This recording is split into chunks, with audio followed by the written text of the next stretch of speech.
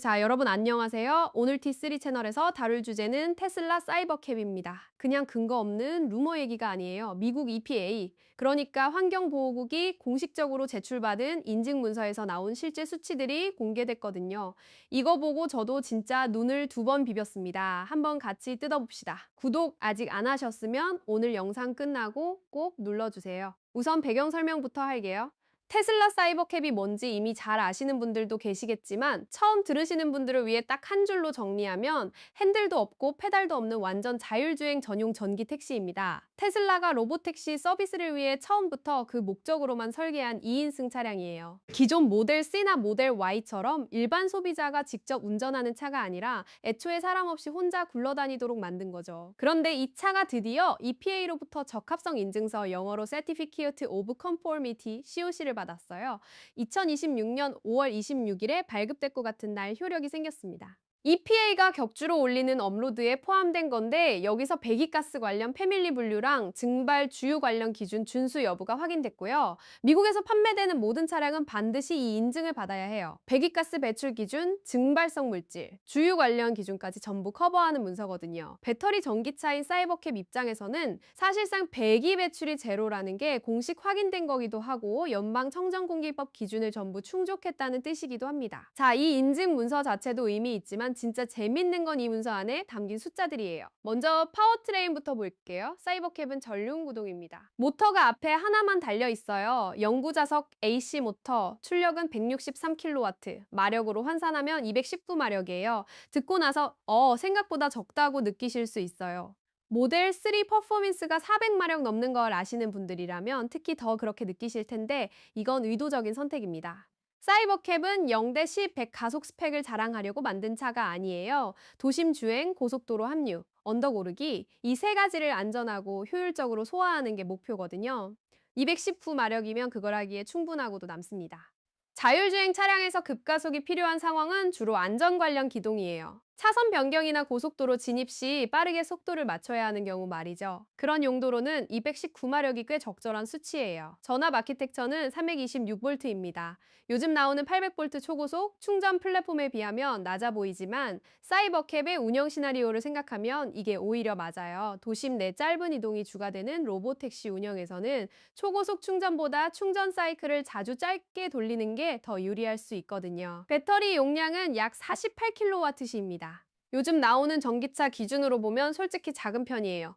모델 S 롱 레인지가 100kW 넘는 걸 생각하면 절반 이하죠. 근데 이게 핵심 설계 철학이에요. 로보택시가 하루에 뛰는 평균 거리, 한 번의 이동이 5마일 수준이라고 생각해보면 굳이 100kW짜리 큰 배터리가 필요 없어요. 48kW시면 한 번 충전으로 수십 번의 단거리 운행이 가능하고 배터리가 작으니까 충전 시간도 짧고 차 가격도 내려가고 생산 비용도 줄어들어요. 테슬라가 목표로 잡은 생산 원가가 약 3만 달러인데 배터리 용량을 줄이는 게 그 목표를 달성하는 데 핵심 역할을 합니다. 차체 무게는 1413kg, 파운드로 3113파운드예요. 그리고 총 허용 중량인 GVWR은 3730파운드입니다. 전기차치고 상당히 가볍죠. 여기에 구조용 배터리 통합 기술이 쓰인 것으로 보이는데 배터리 팩이 단순히 차 안에 들어가는 게 아니라 차체 구조의 일부가 되는 방식이에요. 별도 프레임이 줄어드니 무게가 내려가고요. 사용된 셀은 테슬라 자체 개발 4웬 680셀로 추정되고 있습니다. 이제 제일 눈길 가는 부분 주행거리예요. EPA 실험실 테스트 결과 복합 기준 전기 주행 가는 거리가 418마일로 나왔어요. 고속도로 기준으로는 375마일이고요. 한국 킬로미터로 대략 환산하면 복합 기준 약 672km.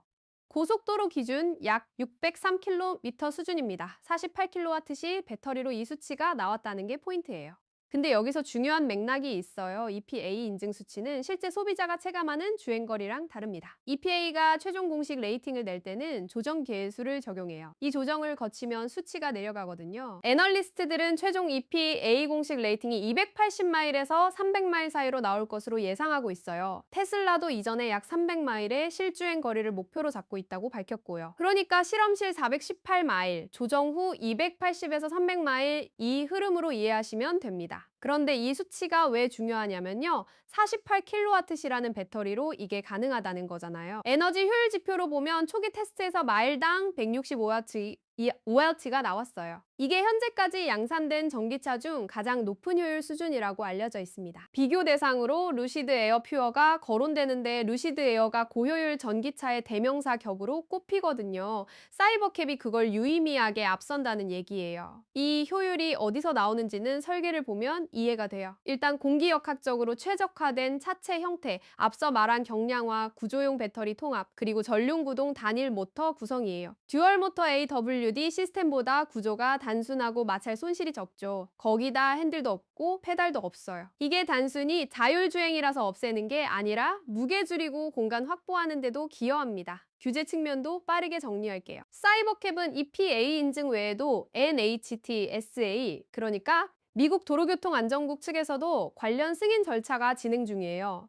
NHTSA는 핸들과 페달이 없는 차량에 대한 승인 절차를 간소화하는 방향으로 움직이고 있고 이게 사이버캡에 유리하게 작용하고 있습니다. 테슬라는 이미 프로토타입의 연방 안전 기준, 범퍼 기준, 도난 방지 기준 준수를 확인하는 스티커를 부착했고 FMV SS 규정 하에 자체 인증 방식으로 진행했어요. 이를 통해 기존의 소량 자율주행 테스트 차량에 적용되던 2,500대 면제 상한선을 우회할 수 있게 됐습니다. 캘리포니아는 최근 무인 운행 관련 규정을 업데이트했고 위반 시 집행 메커니즘도 포함됐어요. 텍사스 오스틴, 댈러스, 휴스턴에서는 테슬라가 이미 감독 방식과 비감독 방식 두 가지로 로보택시 서비스를 운영하고 있습니다. 전국 단위로 확장하려면 주별 승인을 각각 받아야 하는 상황이고요. 생산은 기가 텍사스에서 이미 2026년 초에 시작됐어요. 현재 주당 수백 대 수준을 목표로 하고 있고 장기적으로는 연간 수백만 대 생산을 노리고 있습니다. 운영 경제성 얘기도 좀 해볼게요. 이게 투자자들이나 업계 관계자들이 제일 관심 갖는 부분이에요. 48kWh 배터리 하나로 한 번 충전해 도심 내 단거리 운행을 수십 번 할 수 있어요. 대규모로 운영할 경우 마일당 에너지 비용이 20센트 아래로 내려갈 수 있다는 추산이 나오고 있습니다. 판매 가격은 공개 당시 3만 달러 이하로 제시됐고 운영 비용은 마일당 0.20달러에서 0.40달러 수준으로 예상되고 있어요. 전륜구동 단일 모터 구조는 AWD 대비 제조 공정이 단순하고 유지 보수 비용도 낮아요. 이 모든 게 로보택시 플릿 운영자 입장에서는 직접적인 원가 절감으로 이어지죠. 물론 넘어야 할 산이 없는 건 아니에요. 비감독 완전 자율주행 기능 자체가 여전히 가장 큰 과제입니다. 기술적으로도 규제 측면으로도요. 지도 승인, 주별 허가, 그리고 대중의 신뢰, 이 세 가지를 함께 쌓아가야 해요. 그래서 오늘 공개된 내용을 한 문장으로 요약하면 뭐냐? 48kWh 배터리 달린 219마력짜리 전륜구동 2인승이 역대 전기차 중 가장 높은 에너지 효율로 EPA 인증까지 받았다 이겁니다. 그리고 그게 도심 로보택시용으로 처음부터 설계된 차라는 점에서 의미가 달라요. 큰 배터리를 자랑하는 게 아니라 작은 배터리로 최대한 많이 달리고 자주 충전하면서 비용을 낮추는 방향으로 설계된 거거든요. T3에서 앞으로 사이버캡 관련 업데이트 계속 다룰 예정이니까 놓치지 않으려면 구독이랑 알림 설정 해두시고요. 다음 영상에서 뵙겠습니다.